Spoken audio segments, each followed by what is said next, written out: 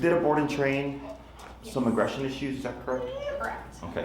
So that's the main thing. So I did the board and train. So this is Zach. We've been dating for about half a year. Just moved in together last month.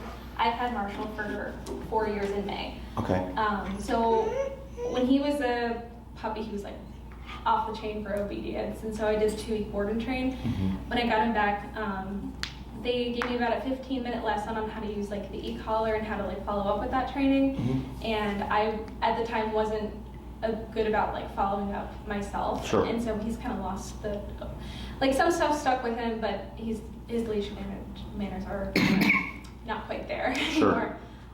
But the main thing is the aggression that we're concerned about. So ever since I got him, he had possession aggression. Okay. Like within my first 3 weeks of having him, I saw that. Okay. And I'm sorry, this was when he was a pup? yeah, so I got him when he was 5 or 6 months. 5 or 6 months, okay.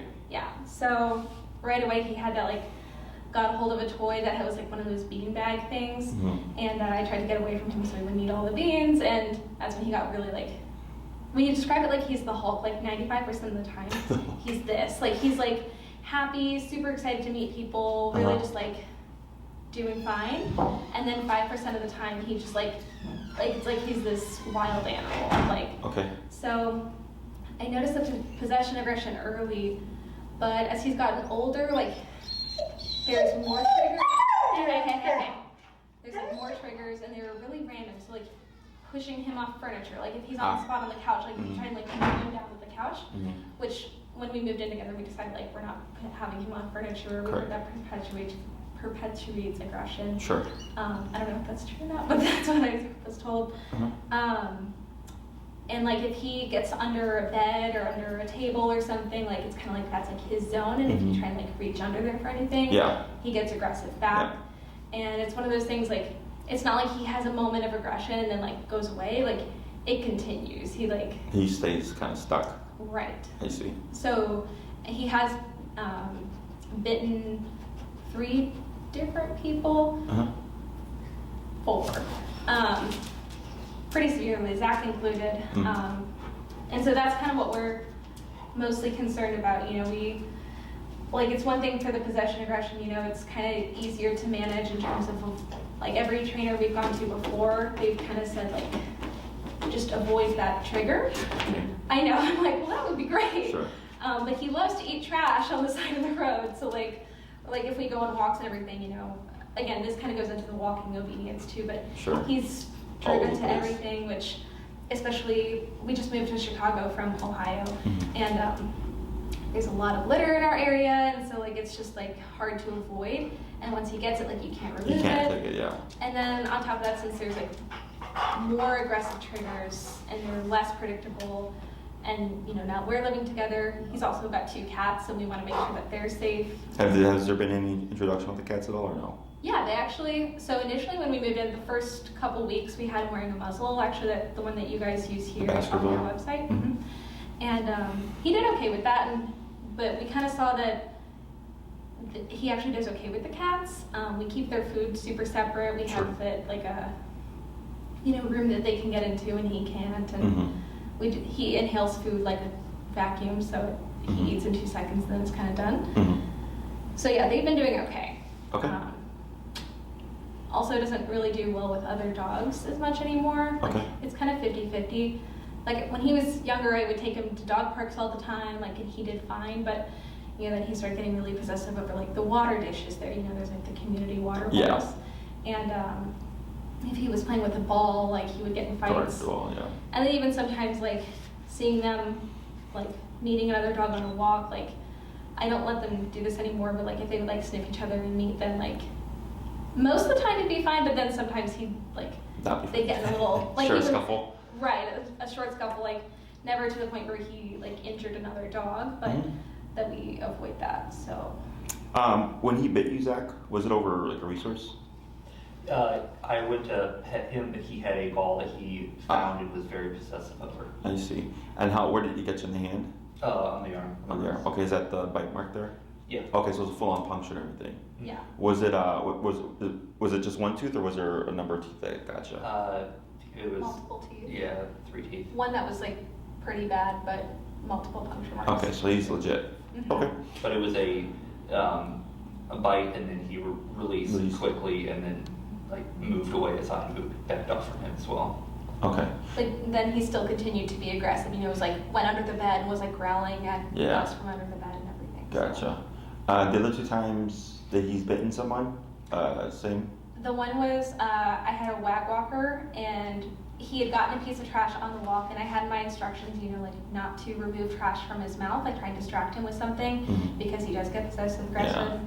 But when they got back to the apartment, like she distracted him with a toy or something, and he dropped it.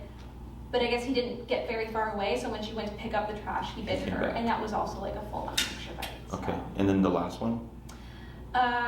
It was my sister. It was, this was a while ago.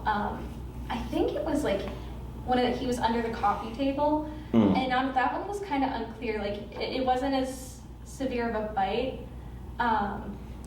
but he did. Oh my God, now he kind of growled at her for that one. But I'm thinking with Maddie. And I wasn't there for this one either. She was watching him for me when I was out of town, but I think it was one of those things she was trying to like move him or like grab his collar to pull him away, and he bit her. Same, like a severe bite. Yeah. Gotcha. Okay. Anything else I should know about this guy? I don't think so. No. Well, the answer is just avoid all those things. I was like, are you serious? Not just joking. So what's happening is, one, your dog has a very strong resource guarding instinct, right? Yes. This is just, resource guarding is normal, okay? Because they're not meant to be in homes, right? They're not even meant to look like this. They're meant to be wolves and dingoes and all that stuff, right? Obviously, we bred them into this. Is in the wild, like you have to protect what you get, right? So that's where resource guard comes from. I mean, humans resource guard, except we just know better to like not like deck someone, you know, unless you absolutely have to. But like, let's say you look out your window and you see someone sitting on your car and you don't know who that person is. How are you gonna feel about it? Not good. Right? Not good. Like, what the fuck are you sitting in my car? But we don't go out and just like get off my car, you know. So that's technically resource guarding.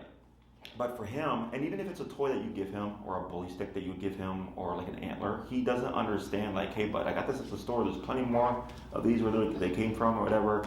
No need to guard it, right? He's instinctually very primal in that sense. So what can happen is if it, as a pup, when dogs are displaying early signs of resource guarding, and it goes unchecked, the ego grows. And then we start to see the dog guard other things. So technically everything that you're stating is all resource guarding, right? Pushing him off the bed, hey, don't move me off of this is mine, right? Right. What was the other one? Underneath the bed or whatever, right? This is my space, right? This is my cove, right? This is also resource guarding. Then there's obviously the object thing, okay? So what's good, in my opinion, is that resource guarding is probably one of the easiest forms of aggression to address, okay? It will need your e-collar. Okay, that's the best tool that you have. Was it a little orange remote or yellow remote? It was with them off-leash canine training. I think they have a location here, actually. They suck so bad. I know. I've been really. I actually tried to reach back out for them because they say they have like aggressive training, and I was like, hey, like I went here like 4 years ago, but like I'm really interested in the aggressive training, and they like would not talk to me about it. They're like, well, we can do a refresher on your training course, and I was like, yeah, they're very that's not what I'm here for. It's the aggression thing. Yeah, no, I've had a few clients from them. I had another client, same thing. His dog was, he had a German Shepherd. He did e-collar training with them. He did a board and train thing. And then his dog started being reactive towards people. So then he was reaching out like, hey, can you guys help me? And they like would not respond. They would not email him back and everything. And then I ended up training his dog, and his dog was fine. Yeah, it's unfortunate. And then just so that you're aware, like a 15-minute rundown after your dog has spent 2 whole weeks with them is like nothing. And that's why I kind of felt disappointed in the prep. Like, obviously, it was on me that I didn't follow up with the training and everything correctly. But I was pretty disappointed that I didn't get even a long lesson afterwards. I'm not sure how they keep around, just because all the clients that I've had that have come to me from them, like it's on like you sent your dog there for how long, and you got 15 minutes. And then I had one client, he lived out in Tinley Park, and he would call them. And he had a little Boston Territorial, it's just obedience, easy dog. And he's like, the dog's not doing anything you train him to do, right? So then the lady came back took his dog without him for like an hour and came back and was like, your dog knows everything, and then like left and then charged them for the 1 hour in home. Oh, that makes me so And I was like, frustrated. what? And he's like, yeah. I'm like, I'm sorry, man. I'm like, it sucks. They even told me, they're like, I think your dog is ADHD. Like, he was like super hard to train. And I was like, oh, cool. So we're not gonna. No, it's because they don't know how to use the tool. Yeah. Okay. So, unfortunately, you will have to replace your remote, because that system that you have most likely is the mini educator. Okay. That one is meant for a 35-pound dog and under. Oh. Okay, your dog obviously is not 35 pounds and under. Also, when we work with e-collar, we have to factor in a number of things. Dog size, the thickness of the coat, are we working on the behavioral issues, is there aggression, is the dog going to be under stress, right? The reason why these things are important is because we need more output in order to cut through everything. So like, let's say he's guarding the ball, right? And our collars have 127 levels, yours had 100, right? Is you could be on 100, and because it's lower output, because it's meant for a smaller dog, you could be maxed out, and you see this happening, he just does not care about it, because it's not enough to make him think like, okay, this is getting concerning, I need to figure out how to turn this off. Mm-hmm. Okay, so he would be on a collar meant for a dog of his size. Okay, Okay. it's a great tool. If your dog was smaller or whatever, I would say we can start with it, and if we find it doesn't work, we simply upgrade it. But I'll tell you this right now, it's probably not going to work. Okay, and then you just end up wasting classes, which sucks. So the reason why research guarding is easier to address, in my opinion, is because we can kind of foresee it, right? We know if he's underneath the bed, don't put your hand underneath the bed, right? We know if he's underneath the table or in the, don't grab him by the collar or whatever. We have all these things that we know that we can avoid, right? Or if he's got a piece of garbage in his mouth and you're like, well, I know if I grab it, he's going to bite me, right? That's what makes it easier, because it's contextual, right? It's context-based. So when we work with resource guarding, we don't force the behavior. That's what most people think. Most people think we're going to give him an object, we're going to piss him off, and then once he's guarding, we're going to punish him for it. Mm-hmm. That's what most people think. That is incorrect. We don't even need to do that. Okay? What we need to teach him is when you tell him to release something, he has to surrender it. Okay? So that example when you said the dog walker, he had garbage, they threw something, right? And he went for it, and when they reached for it, he bit them still, right? Right. It's not too common, but it does happen. He was still in his brain engaged with the object, which is why that happened. Right. When we make the dog completely surrender, meaning I don't want anything to do with that anymore, I'm going to leave it alone, there's nothing to guard anymore because the dog's not engaged with the object. Okay, so the first thing I always teach is teaching the dog to disengage. Okay, he has to leave the object and move away. And if I have a case like this where I know all that stuff, I make them move away even further. Mm-hmm. Okay, because most people, like, let's say they tell the dog to drop and the dog will back up and they'll look at the ball. Right, but if the dog's not a resource guarder, they can pick it up. A lot of times the dogs will go for it, right? If we got a case like this, we want even more space, because if he did re-engage, I want to have a buffer, okay? But we get it to the point where the dog's like, you know what, you said drop it, I don't want it, it's all yours, I'm going to go over here and mind my own business, okay? So it's easy to address, however, it does take time and a lot of repetition to get it to a stage where it's like you're walking with him, and he picks up a piece of garbage and you say drop it, and he just spits it out, even if you don't happen to have that collar on, okay? The one thing about remote collar is I describe to people as a cop on a collar. When it's present, your dog's going to know, your dog's going to be much more responsive, okay? But there's obviously going to be those off chances where you don't have the collar and your dog picks up a sock or something, right? Mm-hmm.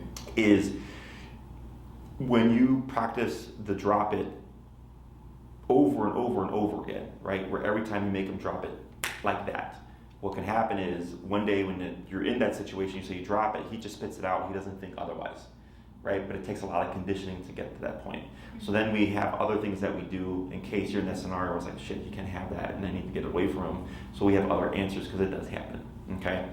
Unfortunately, when it comes to like the under the bed stuff or whatever, the most that we could do is make going under the bed not an option. Okay. And that's what we actually bought a bed frame that like has those drawers. That sure. So there's no space underneath there. But then there's like the guest bed he gets under, and a couple tables and stuff. So. And does he go underneath there like as a resting space, or does he go underneath there when he's under stress? Both. I'd say both. So, how often do you find if he's underneath an object, you need to get him out? Like underneath, like the bed or something? Yeah. It's not as often now because, again, our bed, he can't get under, and he doesn't engage in the guest room bedroom as much because he's just not like, we're not in there, so he's not in there. Mm-hmm. So really not all that frequently. He doesn't even go under the coffee table anymore, really.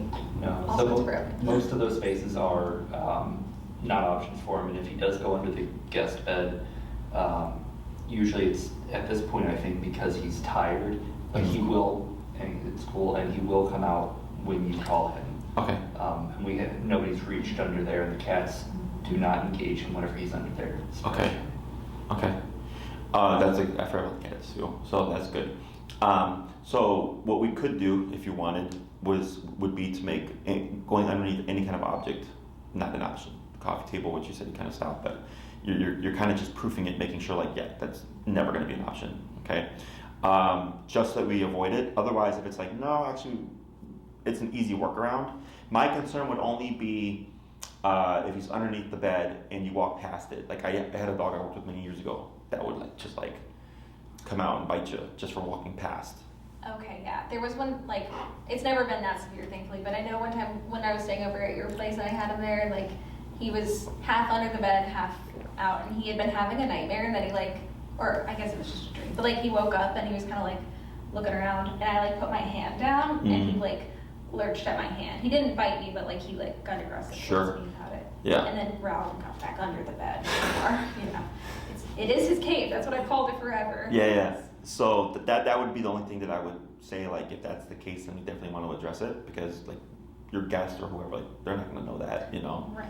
So removing it as an option is helps prevent any of that stuff from happening. And Okay. we talked about this, our goal with all this is, we are better at recognizing his triggers now and trying to avoid them, but we'd love to prevent the garbage eating thing from happening, all that stuff, any kind of possession, but to feel comfortable, if we have people over, that we don't have to give them a whole rundown of rules before engaging. Here's the 10 commandments of the house. Right, here's this happy, friendly dog. Now here's the thing: don't look at him. Don't try and take anything from him. Don't Sure. If we were to have somebody that didn't know him well, that has to take him for a walk, Sure. available, and I know. he goes and grabs garbage because he finds Sure. He's a Chicago. garbage dump. Sure. It'd be great if How is his behavior when people come over? Is he territorial or is he? I actually never, it's more for my anxiety about it, because when I have had people over historically, he's been fine. I've had parties and stuff, and he's happier when there's more people around. Sure. Actually. Okay, so he likes people. Yeah. Okay, cool. Because that just makes life easier. Yes. Okay. All right. So the resource guarding really isn't too difficult. It just takes a lot of time and repetition. Okay. The picking up garbage and the walking off stuff is easy peasy. I'm not worried about that. The main things would just be your cats. I know right now they're avoiding him underneath the bed. Doesn't mean that can't change in the future. That's my fear, is that they'll get curious and come under. Correct. Yeah. So that's all stuff that we would. That's why I was I'd probably just eliminate it, because we never know when that might happen. So I'm assuming before reaching out, you did research on us. Mm-hmm. Cool. So obviously we train with e-collar and prong collar. I rarely use prong collar now. It's more of we incorporate it when you need it. So I had a young lady who was probably 100 pounds with a 150-pound Great Dane. Yes. Okay, so she needed as much leverage as possible. So she had a prong and e-collar because her dog was dog reactive, and she lived in Bucktown, which is a busy part of Chicago, a very large dog owner population there. So she turned the corner to be a dog, and her dog could literally drag her across the street. Yeah. So for her, she did prong and e-collar, because the prong gave her more physical leverage to control her massive dog, and then the e-collar, because he's a big dog, she would not have the physical strength to correct him harsh enough to stop the behavior. That's what the e-collar comes into play, okay, if he became reactive. So we primarily train only using the e-collar. I've kind of, in response to COVID, because nobody wanted us touching their dogs and all this stuff, it really flipped my business on its head. But we figured out a way and everything. So now it's completely hands-free of us. You do all the training yourself. Okay, so and we usually meet at Oz Park, which is the busiest park in Chicago. There's baseball games, strollers, rollerbladers, dogs, picnics, everything's going on over at Oz Park. Okay, which is why we like to train there. Yeah. So then you're there in the middle of like all this stuff going on, and you're learning hands-on how to train your dog, okay? And you're getting it to be effective in a busy environment, which people like, because they're like, wow, like my dog's listening at the busiest park of Chicago. Getting them to listen anywhere else is going to be easy peasy, okay? So, so you show up, you have your e-collar, you have your dog. I coach you through everything. It's very much broken down to common sense logic, very simple. You do have to learn how to use the tool, but you don't have to become a dog trainer in order to use the tool correctly, okay? E-collar is like the best form of training in my opinion, because right off the bat we get off-leash control. So that means like even day one, he picks up something off the ground, I can make him release it using the e-collar even if I don't have a leash on him, okay? The only thing that I would be concerned about is if I'm in an unenclosed area, is that if I have to go higher to make the dog release it, he might run off. Okay, so there's things that we avoid in the beginning, so until we get to those points where it's like, okay, we've covered recall, we're not worried about the dog running away in response, then we can start kind of pushing things, okay? The first thing that always has to happen is we have to teach the heel, which is walking on a leash, okay? Our style of heel is very strict. I train traditionally on the left, so if you want right, it doesn't matter. But we have to pick a side. Is I want the dog's right shoulder parallel to my left leg, and this is with the completely slack leash. Okay, and I don't care what the environment is. I don't care if you're at PetSmart. I don't care if you're in a busy park. The dog's walking at your side with a completely slack leash. Okay, so we know the dog knows to walk at your side. When we tend to, and I saw you when you were walking, you had the leash choked up, right? Otherwise, because he'll drag you down, right? Correct. So that gives you more leverage. Yeah, we don't do that. The e-collar is going to teach them otherwise, okay? So the reason why we start with the heel first is because most people in the city of Chicago walk their dogs 3 times a day, 7 days a week, because most people don't have yards and stuff, right? Mm-hmm. So that's 3 times a day, 7 days a week. They get to practice using your e-collar. It helps them learn what the e-collar is faster, because e-collar is unnatural to dogs. It's a muscle contraction. So have you ever had physical therapy or like a TENS unit, the one that moves the muscles? It's the same technology. Are you familiar with that? Mm-hmm. Yep. So obviously dogs aren't meant to have their muscles contracted, so a lot of times they can go under stress because they're like, what the hell is this thing in my neck, right? So more exposure gets them over all that stuff. Okay, so 3 times a day, 7 days a week, you're practicing the healing exercise, plus you're using it on a regular basis so you can become more familiar with it, okay? So the first 2 classes are always heel. By the 3rd class, we'd most likely already jump into the resource guarding, okay? Because it takes time and repetition. So the first 2 classes kind of prime him. He learns what the collar is. He learns that when he makes certain decisions, it turns the collar on. When he makes other decisions, it'll turn the collar off, right? So it becomes a line of communication. So by the 3rd class, when we use it to approach the resource guarding, he has an idea, okay? So then I give you some simple exercises to practice, and I say rinse and repeat, okay?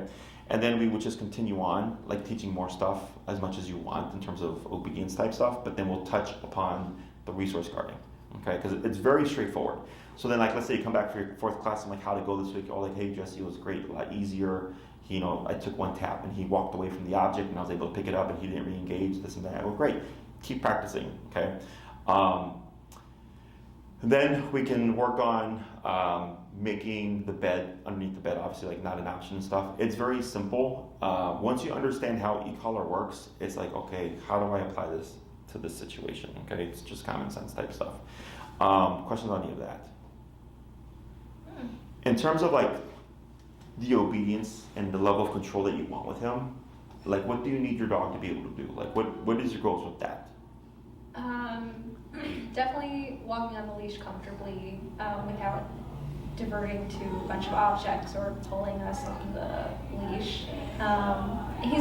He sits pretty well most of the time. He's still pretty familiar with place. We used to. Okay, sure. I'm not sure if you call it that here, but yeah. So for me, as far as obedience, like I don't need much more than that. What do you think? Like. And the release. The release. That's about it. Sure. What about recall? Recall would be good, although we really don't have a lot of instances where, I don't take him off leash to parks or anything, partly because his recall sucks, and then partly because I just don't trust him or other dogs to run up to us. So, sure. But it would be a good safety thing to learn. Yeah. If I recommend the 2 most important commands are always heel and recall. Mm-hmm. Place is a good one as well, depending on what we're dealing with for the dog and everything. So like, let's say you're gonna have a bunch of people come over, and it's like, I don't want to have to put my dog away, but at the same time, like, I don't want to have to worry about what if something happens, right? Just place your dog and just say, ignore my dog, right? So you know he's not gonna break off a place, but then you know your guests aren't gonna like mess with him either, right? So that allows you to have that peace of mind without worrying about what if something happens, right? Because you have 10 people over, somebody drops a piece of food, instinctually they go down to pick it up, you know, stuff like that. So if we have him under control, where he won't move for X amount of time, an hour, 3 hours, whatever, then it kind of takes away that anxiety. Yeah. So what you'll have is like a number of answers, because life's not black and white. There's going to be some gray area. So sometimes one answer maybe work better than like another answer would. So it's nice to have just like a selection of stuff. Okay. Otherwise, everything else kind of like it doesn't really matter. So heel and recall are two most important. Walk on a leash, not pulling you, and come when I call you. Okay.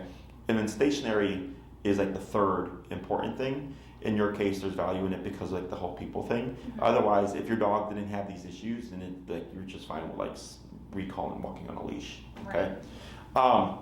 So the reason why I ask that stuff is because the more you want to achieve, the more or the longer it's going to be, okay, for the program. So we have 3, 6, 9, and 12-week programs. You're like in the 6 to 9 week range, okay? If you did 6, I would kind of bare bones things where it's like I'm only going to cover the stuff that I know you need, and I'm going to trim all the excess crap, right? So the first 2 classes have to be healed, okay? By the 3rd class, we would jump into the resource guarding stuff. By the 4th class, we would be covering correcting them for like, or making under the bed not an option, reviewing how do we use this tool to correct them for things you don't want them to do, like jumping or whatever.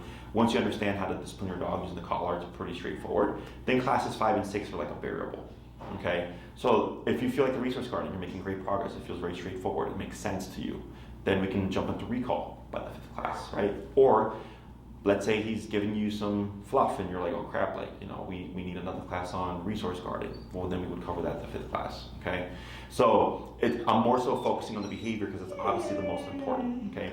If you did 9, it gives us a bigger window of time to cover the essential, like the recall, the healing exercise, and the stationary work. Because recall is 2 classes, heal is 2 classes, recall is about a class. Stationary control is a class that's 4, so that leaves us 5 to kind of work on behavioral stuff, but then also continue to work on the obedience if we need to revisit anything, okay? And I keep pushing things. Like if you're making great progress, you're following through with the homework and everything, I just keep teaching. I don't go like, well, you only got 9, so I'm not gonna teach you anything, you know, beyond that. I get clients that do really great jobs with like following through, so I just teach as much as possible within the time that we have, okay? So when it comes to the resource guarding, we will have to practice with giving him objects in order to practice getting him to surrender the object. Just bear that in mind, okay? When we cover that, we would be here, of course. I would show you how we teach him how to disengage. So like, if I presented him with the bone, I don't even allow the dog to get the bone in the first place. First, we're just teaching him how to back away from it. And because it's kind of pointless if he's got the bone, and I'm like, okay, leave it alone, and he hasn't learned how to leave it alone in the first place. Does that make sense? Yeah. So we work kind of backwards there. And then you'd have to start introducing like, okay, I'm gonna give him a bone, and I'm gonna allow him to chew it for 15 minutes so I can tell him to drop it, so he'll spit it out. Like there has to be repeated exercises, okay? When it comes to like the other stuff, like the picking up garbage and everything, the heel will actually fix that, okay? Because if he's stuck at your hip, he's not going to grab it on the ground. But also, let's say you get to the point where it's like, hey, like I can trust my dog off leash now. Because our ceilings tend to be here, okay? Most of my dog owners, their ceilings are down to here because of what they're dealing with, whatever. But e-collar, our ceiling is like all the way up here, okay? It's just a matter of, are you going to put in the work to get to that point, right? So like, and I've had plenty of clients who are like, I don't trust my dog off leash. I'm like, well, that's why we do e-collar, because on or off leash, I have a means of communication with my dog, okay? And e-collar is the only way that we can create off-leash reliable recall, in my opinion, because if you're using food, if there's something more distracting in the environment, food goes out the window. If you're using like a prong collar or a no-pull harness or whatever kind of collar that's clipped to a long leash, well, the moment you take that clip off, you no longer have contact with your dog. The only tool that allows you contact with your dog on or off leash is the e-collar, okay? So it allows us to build to that level so then your dog could enjoy off-leash freedom if you got to that point, okay? And it's pretty simple. It's just a matter of taking the time to just practice and stuff. Okay? Questions about any of that? Is there, so you talk about like, if we're in this 6 to 9 week range, if we did the 6 weeks and then maybe class 5 or 6 where like, we probably could go for the 9 week, like is there a way to like add on another 3 classes, or is it kind of like you're at 6 weeks or like you're at 9 weeks? So you can add classes, but you wouldn't get a prorated rate. Okay. Okay? Because my schedule is booked in advance. Right. Right? So like, let's say you do 6 classes. For 6 weeks plus 1, so 7 weeks total. Let's say you pick Sunday at 12 o'clock and it's available, right? Every Sunday at 12 o'clock for 7 weeks, that is your time, okay? No one can take it from you. So like, let's say you get sick or you have to go out of town or whatever, and you have to reschedule a couple of classes. As long as you reschedule in enough and give us enough notice, you don't lose the classes. But let's say you hit that 7th week and you still have 2 classes left over, but weekends are my busiest. Maria's already booked that 12 o'clock next Sunday, okay? So then you don't lose the classes, but you would lose the time, right? Okay. So then Maria would call you when she's like, hey, you know, I have to book somebody else because that was your time frame. When else are you available, right? So like, let's say you decide on the 5th week, hey, we want to extend, we want another 3 classes. Well, that time might be booked already. But then there's other people that are booking their time, so then you kind of go back into the booking process. Does that make sense? Yeah. So you're kind of starting over again and then booking a new time. So I don't care, but that's why we don't prorate it, because it's work again to get you back on the schedule. Okay. Gotcha. If you commit to like 9 up front, you get a cheaper per class rate because you're saying, hey, we want 9 and we're committing to 9 up front. So we go, okay, cool. Then we'll give you a lesser per class rate because you're committing to so much up front. So like, you'll see and all the prices are on my website, and you'll see the 3, 6, 9, and 12 week programs, how the price per class just gets cheaper and cheaper because you're committing more time. Does that make sense? Yeah. Questions about that? And I imagine it's once a week for X amount of time? Yes. Per class? So the other thing is, if you do 9, the way I structured in my brain is different. Okay, because I go, okay, you're doing 9. We have more time. We have more time, so the program, the way it would be structured would be different than if I see you only for 6 classes. So like, to give you an example, I had a client that did 6 and then another 6 because they wanted off-leash control, okay? So if someone commits to a 12-class program up front, I know the first 6 classes, we're gonna work on all the short leash stuff, and by the second half of the program, we're already progressing to long leash, okay? But because they only did 6, we only covered like 2 to 3 things those first 6 classes, and then they're like, we want to do 6 more. And I was like, well, shit, now we have to work backward. Like, we have to, I have to like reconfigure things. So, because we didn't do it as if it was 12 up front. Does that make sense? I don't care, but it just, it's the person would have gotten more value if they would have just committed to 12 up front, you know, because of how the program is laid out. So if you do 9, by the 7th class, right, I see where you're at. Let's say everything's going great behaviorally, the resource guarding stuff is all looking good, and we're pushing you to a higher level of training off-leash wise. I would most likely have you space out classes 8 and 9, okay, because you need time and repetition in order to build to that level, okay? It's very easy, it's just time and repetition, right? So I have a client right now, I haven't seen him in like 2 months, okay, because he's off practicing getting his dog to an off-leash level, okay? And then when he feels like he's hit a plateau, he comes back and he's like, hey, Jesse, this is where I'm at. I go, okay, show me. I go, okay, this needs some work, this needs some work. We fix it, we tweak it. He goes off and he practices, you know, for X amount of time until he feels he's ready for the next class. So even though he's doing a 12-week program, it's not cut and dry where it's like 12 classes in a row. At some point, I go, okay, now I'll see you when you're ready so that we can actually get the dog further. Because if he did week after week after week, sometimes the weather sucks and you can't go outside to practice off leash. So then it's like a wasted class, right? Right. So so if you did a longer program like that, that's also just a variable, is that if everything's going well and we want to push his obedience control and all that stuff, I would most likely space out your classes. If you did 6, because it's bare bone stuff, it would most likely be week after week after week until we complete the program. Okay? Gotcha. Yeah. Other questions? So this is going to be training for us with you. What if Marshall has somebody else that is caring for him? I guess he's been trained with us around, and he has a knee collar. But if, her sister or somebody that he's never even met before has to take him for a walk, unfortunately, how do dogs usually do in that case? So dogs are by association. So what that means is, if you guys do all the training and then somebody else walks him, I would not expect him to walk as well as he would with you, right? Unless you teach that person how to use the tool. Now the great thing about e-collar is transference is very high, meaning when it's layered incorrectly, like for instance in the first class, like let's say you work with him and you work through all the trouble stuff, right? And then you pass the leash over. And it's funny when I work with couples, like they'll laugh like, haha, good luck, right? But they don't know that they literally just did all the work.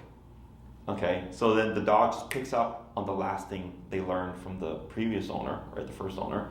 And because everything's the same. If you press the button at 40, if you turn, everything's the same, right? So it transfers very easily. So then if it's like, hey, we need our sister to walk the dog, you would have to show her. But then you should see he would listen to her just the same as he would with you, because if she presses the button at 40, if that's his number, and you press the number at 40, it's the same. Right? There is no discrepancy in the correction level and all that stuff, which is also why I like e-collar. So it's very easy to teach another person. The only thing is people's comfort with it is usually the biggest issue that we have. Okay, because they feel like they're shocking their dog. That's why I always tell people, you're not electrocuting the dog. It's not electricity running through their body. It's literally just a miniaturized tension unit that contracts the dog's muscles, and we use the technology in humans all the time. So that's usually how people go like, oh, okay. But other people, that's the only thing is like sometimes they're just like, no, I don't want to hurt the dog. It's like, we're not hurting the dog, and the dog will spit you, right? So it's like, I think it's only fair that you get to bite the dog back, with an e-collar. But yeah, that would be the only thing. And anybody who would be in his life or whatever as a handler is more than welcome to join. Okay, so like let's say you invited your sister, she's welcome to join. But I would make sure to prioritize you guys first, and then make time to work with her as well. Or let's say you do the 9-week program. Everything's going great. You're like, hey Jesse, we're gonna go out of town. We'd like to teach our sister or whatever how to use this tool. Have a class with her, and then I teach her all the stuff. So you simply pay for my time, right? And then I go, okay, what do you need to get done? All right, and then what else is there? Okay, cool. Here, let's get it done. Okay. So like, if our long-term goal was, obviously the e-collar is necessary when doing the training and everything, but a year down the line, if he's been doing really well, do you think that these skills would transfer over when he's not using the e-collar? Hey, sit down, sit. Right. So that's a yes and no answer. Okay. So think of the e-collar as a compliment collar. You guys drive? Yeah. You go on the expressway? Terrifyingly, yes. Chicago driving is a nightmare. You get used to it. Do you go the speed limit? No. Okay. When you see a squad car, what happens? Slow down. Right. And what happens when you pass a squad car? Speed back up. Yep. So that's why I call it a compliment collar. Okay, so this is called opportunistic behavior. All animals do it, including humans. So what this means is when the collar is on, your dog's obviously going to know, right? There's sort of consequence and all that stuff. It's nothing good or bad. It's literally just the way of the world. Okay, so one of the most common questions I get is just like, when does the e-collar go away? Or when does my dog learn to just be a good dog? And I don't have to do anything anymore. And well, that's not a thing. Okay, your dog is a good dog because you're doing a good job about reinforcing the rules and the structure and holding the dog to the standards and that we teach, and then keeping them accountable for the behaviors, right? So when it comes to resource guarding, there's a number of ways it can play out. One would be, anytime that I know I'm going to give him something, some of my clients will always have a collar on the dog, okay? Because the dog's just that bad without it. But then once the dog released it, they're good, they take the collar off, they don't need it anymore, right? In other cases, the owner has done a great job with practicing everything, is that the dog will release the object even without the e-collar, okay? I don't know how that's going to play out. That's just something we figure out in time, okay? Anytime that we're out for a walk, I would have my tool on, because you can't account for life. Off-leash dogs running up to you, someone dropped the chicken wing, and it's, you've not seen anything for months, and then one day he's like, hey, there's a chicken wing, and he goes for it, right? Is you have the ability to stop him or get him to release, okay? Because those are always the hardest. For example, my dog, Lexi, she's been off-leash trained for 12 years. She hates fireworks, okay? Hates fireworks, you said? Correct. So one time I was walking her in the neighborhood, and it was like in August, October. It happened to me twice. and I didn't have her e-collar on because I wasn't going to have her be off leash, okay? Somebody blew up a firework and it spooked her, so then she get really anxious, and the entire time going home she was pulling because she's like, I want to get away from that. If I would have had my e-collar, I would have been able to get her back on track because I would have had something to snap through all that stress, right? But because I wasn't planning for that, I didn't think I would need it, right? So my suggestion to people is whenever you're going outside with your dog, even though your dog is doing great, you can't account for life. I just want to make sure I have that tool just in case, right? And it's not that you're always using it. It's simply present in case something happens, like something that's off the cuff that you weren't planning for. But you shouldn't feel like you're managing your dog. Like when the collar's on, he's like, okay, you say heel, I walk at your side, I don't pull, I come when you call me, blah, blah, blah, blah. But in case one day he decides to press the boundary, you still have a means of reinforcing the behavior, okay? Let's say when guests come over, there's gonna be a lot of people, a lot of stimulation, and you don't have to worry about like, what is he doing? You most likely have your collar on to kind of offset that. Does that make sense? Mm-hmm. So if he's on his dog bed, I know he's not gonna budge because I got that collar on because I have 12 people coming over, Or if there's just 2 people, you might just place them for the first 15 minutes. Once the initial excitement's worn off, you can remove the collar and you can be free. Okay, so there's a lot of ways that it can be worked with, but in my opinion, it's when you need it, you have it. Gotcha. Okay. So, obviously with this program, like the variables are the dog and the trainers and everything. So I'm sure every time isn't a straightforward like walk. So what kind of what happens when you're not getting the expected reaction from the dog? Like, I don't know, I'm saying this poorly. Like, if it doesn't work, basically, if like there's issues with the trainers or the dogs, like how do you address it? And so almost always the dog's never the issue. Okay. It's the owner, right? So like, let's say we're working with him, it's the first class, and he's not responding to 20 to 30 to 40 to 50, right? As we keep going up, until we find a number that the dog goes, okay, I'm going to respond to that, right? But because we're logical, people tend to think like, wow, like I'm at 90 out of 127, right? And they feel bad about it because they're thinking 90 out of 127, but the dog doesn't care. Mm-hmm. Does that make sense? Right. So like, as long as the owner is willing to go where they need to go to either correct and or teach the behavior, we're going to make progress, okay? I've only ever had one case where the dog, one collar wasn't enough. He needed 2 collars. Okay, he's actually here today, boarding. He's a little 60-pound bully pit, those very stocky ones, who was crazy. He was on gabapentin, trazodone, and fluoxetine when they first came to us. He was on 3 types of drugs. Jeez. Yeah, and he was still trying to attack people. Mm-hmm. So because the intensity was so great, we needed to have 2 collars to cut through all that crap. Okay. Obviously a very, very rare case because I've been doing this for 12 years. I've had to have other dogs with 2 collars, but not permanently.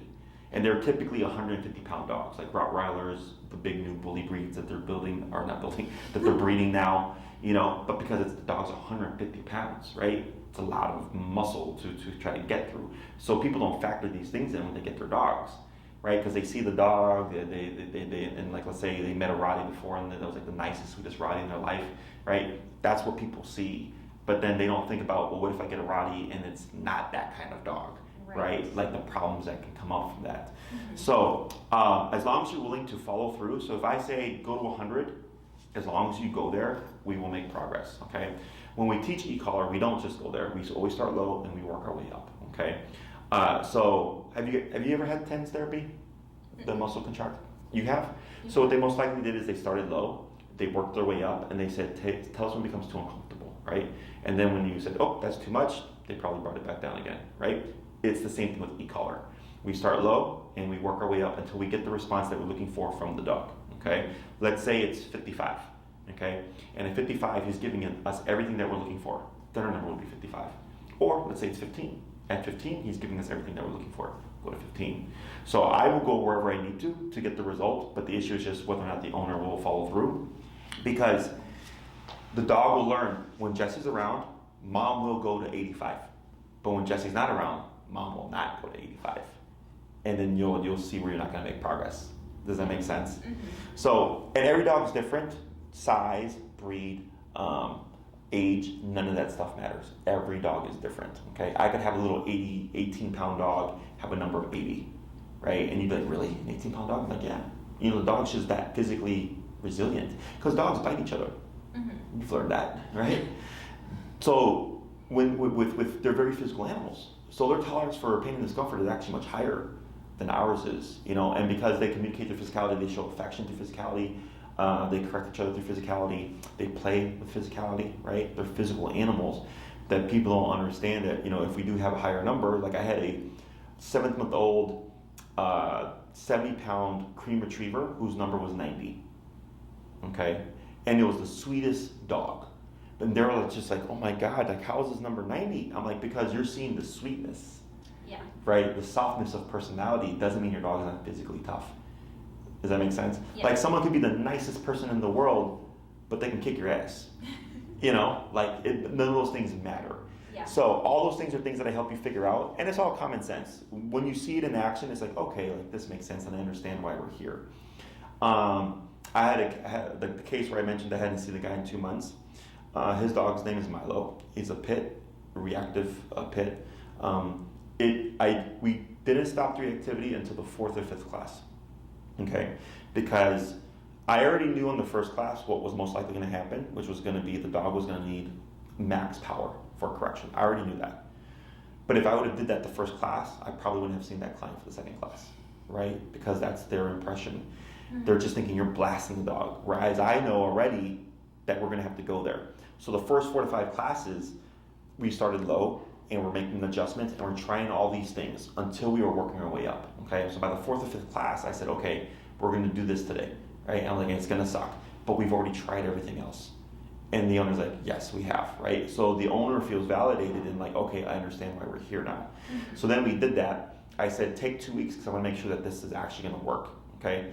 And then 2 weeks later, I saw him, and he had like, I think a 70% decrease in the reactivity, which is a good chunk. Okay, so I said, great. We taught some more stuff. I said, I don't want to see you for a month. Okay, a month later, we met at Oz Park. And then there was dogs and all that stuff all over the place. No reactivity, nothing. Okay, and I asked him, I said, what's your number at? He said, 127. I said, good job. Because most people, when they see the progress, their inclination is to go down lower, right? But I go, your dog is doing better and not being reactive because he knows every single time it's going to be 127 max power, right? So if the owner dips it, now the dog goes, oh, we're at 90 now. And then reactivity comes back. Does that make sense? Yeah. So, and then since then, I've not seen him for 2 months. He's off doing his thing to get his dog to an off-leash level, okay? But, when I told him, I was like, good job on that. And he's like, yeah, he's like, I understand that I don't want to. It sucks. But it's what my dog needs, right? And that's why he's making so much progress. And I think for me, that's part of why I didn't have a lot of success post like canine training. Like you know, you already feel bad that they're living a restricted life. Like I felt bad using the e-collar with him, but like I know I have to. Like but you know, we don't like to. We didn't like having to muzzle him during like when we were introducing him with the cats and everything. But I gotta get over that. Yeah, it's, you know, you love your dog, obviously. You don't want to hurt your dog or anything like that. You don't want to feel like you're hurting your dog. And it's like, I was raised old school. I was spanked, you know. So my parents didn't look forward to spanking me, but it was for my benefit, right? So it hurt, but the intention was not to hurt me, is how I describe it, right? It's the same thing for the e-collar. I don't want to hurt the dog, right? But the e-collar, the higher you go, does hurt. It becomes more uncomfortable. But dogs are physical animals. They don't positive reinforce each other. They don't praise each other for, you know, doing the right thing and stuff like that, like humans would. Dogs use positive punishment on each other. I mean, he's used it on you, right? Like, oh, like don't come near me when I got trash in my mouth, or I'll bite you. Don't come near me when I'm in my little den under the bed, or I'll bite you, right? Mm-hmm. Like he has no problem using it against you guys. So, you know, in my book, it's only fair that we use the same psychology back, but it does have to be in the way that the dog understands. Right. Okay? And it's not going to make your dog not like you. It's not going to make your dog resent you or anything like that. You're literally just giving him what he needs. Because another dog would. You know, if you try to correct one of my dogs, he'd probably just crack his ass right back and go like, who are you to correct me? You know? Yeah. So, but the process makes sense. Okay, we work through everything and I make sure to cover all the steps because I'm not just training your dog, I'm training you. And then I understand, with getting the owner comfortable, like if we end up at these higher levels, you at least see the process of like, yeah, 10 through 70 did not work. But once we hit 80, all of a sudden he's very responsive. I understand why my dog's at 80 now. Okay? Any other questions?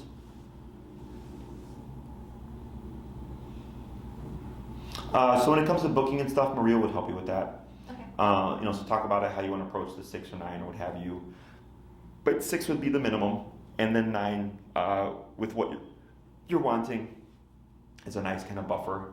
And then 12 is like really for clients that want like the whole, like a really well-trained dog. Yeah. I don't think you need 12. And then she handles all the scheduling and stuff. Once you're on the calendar, it's a recurring time or whatever. And then the other thing would just be the e-collar, which she will send you the make and model that I'd recommend for him. I don't care where you get it from. We sell them here or you can get them online. I don't care. I just care that you do get the correct one that I recommend. He's going to be on the Dog To Black edition, which is meant for a 70-pound dog and over. It's the best call there is. It's the highest output. It just means we get more from less. I could put on my 8-pound Chihuahua and it will be completely fine. Okay. And at least this way you don't have to worry about like, what if like he overrides a lower powered collar and then you have to go and get the correct one and there's a whole thing for it. I just recommend you get the best, the higher powered one from the get go. Okay? Because he is like 75 pounds. Yeah, so he's right at the cusp. And I was looking at him too, I was like, he's probably around that size anyways. So, other than that, it's pretty straightforward. I don't foresee any issues. So, pretty much it. Okay? Okay. Anything else? That's not. Thanks. Yeah. And when you're ready, you can reach out to Maria or she'll reach out to you. Okay. Please note that she does go by the contract. So she'll send you a contract. You're welcome to read it and question it, of course. But in that time, remember, she's booking people that do submit those forms, okay? So sometimes it's like, oh, Jesse has availability, and then like they're asking a lot of questions about the contract, and then by the time they're ready to book, it's like, well, now I'm not available, So I don't care. But just a heads up, she does go by the contract form. So once that's submitted, she knows like, okay, you're serious and you want to book and all that. Okay. And if there's any other questions you may have forgotten to ask, you're more than welcome to ask her if they pertain to me. She'll relay them to me and I'll get back to her. Okay. Otherwise, enjoy the rest of the day. Thank you so much. Mm-hmm. Nice meeting you. Thank you so much. Ohio to Chicago. Yeah. What part you?